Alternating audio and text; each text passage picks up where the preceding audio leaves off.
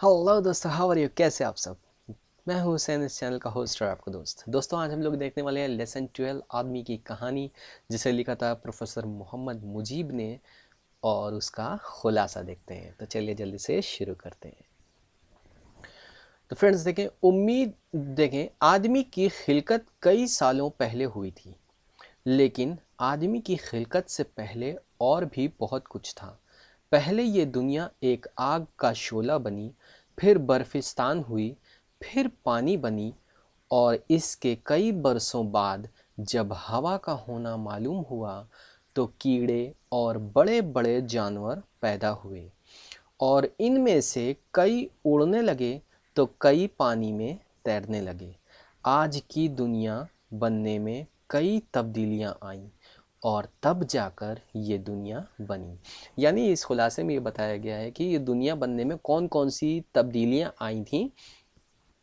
तो देखें, इसमें क्या हुआ कि आदमी की खिलकत जो है वह कई सालों पहले हुई थी, ठीक है। लेकिन आदमी की खिलकत से पहले और भी बहुत कुछ था, ठीक है। क्या क्या था? पहले ये दुनिया एक आग का शोला बनी। पहले ये इस दुनिया पे क्या था? सिर्फ आग ही आग थी।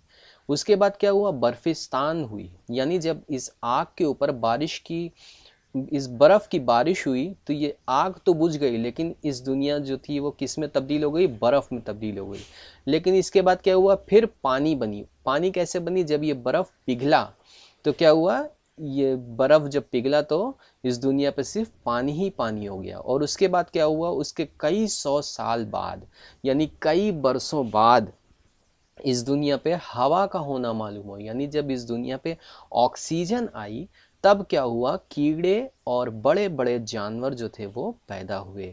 और उन कीड़ों और जानवरों में कुछ कीड़े जो थे वो पानी में तैरने लगे, और कुछ जो थे वो हवा में उड़ने लगे।